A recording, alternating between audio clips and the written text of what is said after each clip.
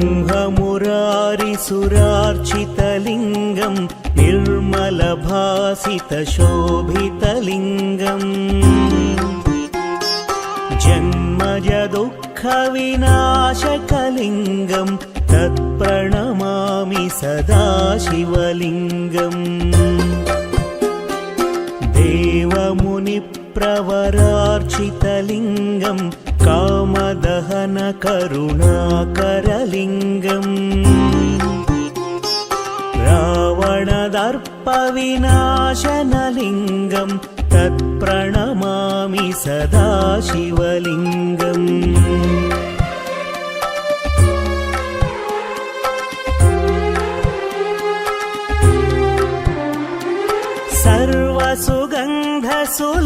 सर्वसुगन्धसुलेपितलिङ्गं बुद्धिविवर्धनकारणलिङ्गं सिद्धसुरासुरवन्दितलिङ्गं तत्प्रणमामि सदा शिवलिङ्गं कनकमहामणिभूषितलिङ्गं फणिपतिवेष्टितशोभितलिङ्गम्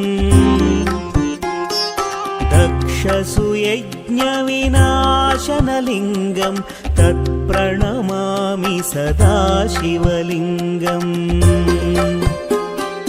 कुङ्कुमचन्दनलेपितलिङ्गं पङ्कजहार सुशोभितलिङ्गम्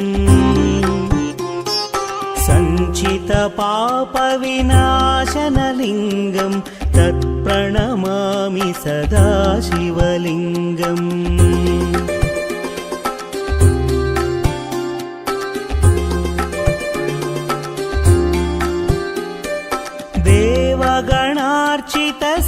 देवगणार्चितसेवितलिङ्गं भावैर्भक्तिभिरेव च लिङ्गं दिनकरकोटिप्रभाकरलिङ्गं तत्प्रणमामि सदा शिवलिङ्गम् अष्टदलोपरिवेष्टितलिङ्गं सर्वसमुद्भवकारणलिङ्गम्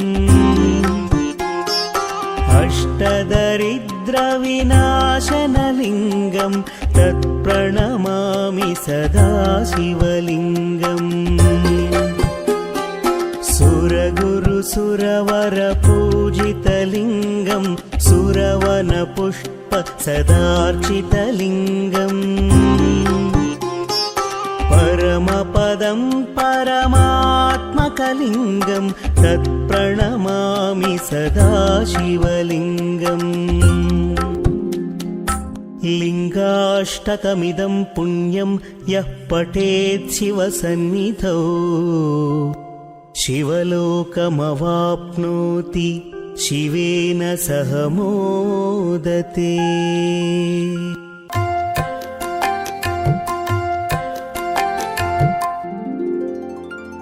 प्रभुं प्राणनाथं विभुं विश्वनाथं जगन्नाथनाथं सदानन्दभाजम् भवद्भव्यभूतेश्वरं भूतनाथं शिवं शङ्करं शम्भुमीशानमीडे। गळेरुण्डमालं तनौ सर्पजालं महाकालकालं गणेशादिपालम् जटाजूटगङ्गोत्तरङ्गैर्विशालं शिवं शङ्करं शम्भुमीशानमीडे।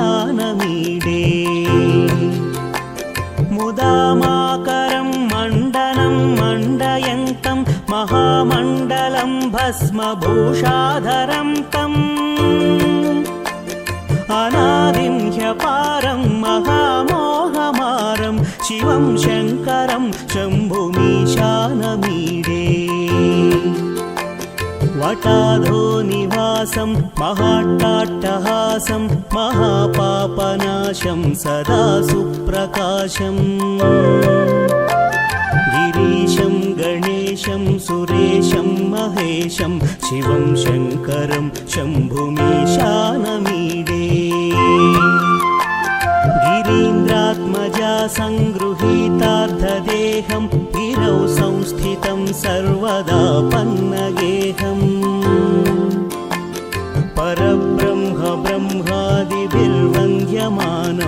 शिवं शङ्करं शम्भुमीशानमीडे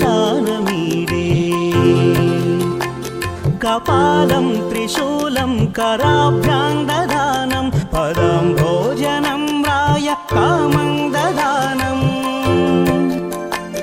बलिवर्धयानं सुराणां प्रधानं शिवं शङ्करं शम्भुमीशानमीडे शरच्चन्द्रगात्रं गणानन्दपात्रं त्रिनेत्रं पवित्रं धनेशस्य मित्रम् अपर्णाकळत्रं सदा सच्चरित्रं शिवं शङ्करं शम्भुमीशानमीडे हरं सर्पहारं चिताभूविहारं भवं वेदसारं सदा निर्विकारम् श्मशाने वसन्तं मनोजं दहन्तं शिवं शङ्करं शम्भुमीशानमीडे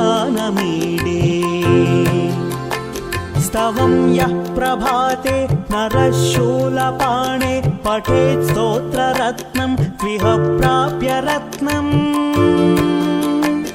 सुपुत्रं सुधान्यं सुमित्रं कळत्रं विचित्रैः समाराध्य मोक्षं प्रयाति।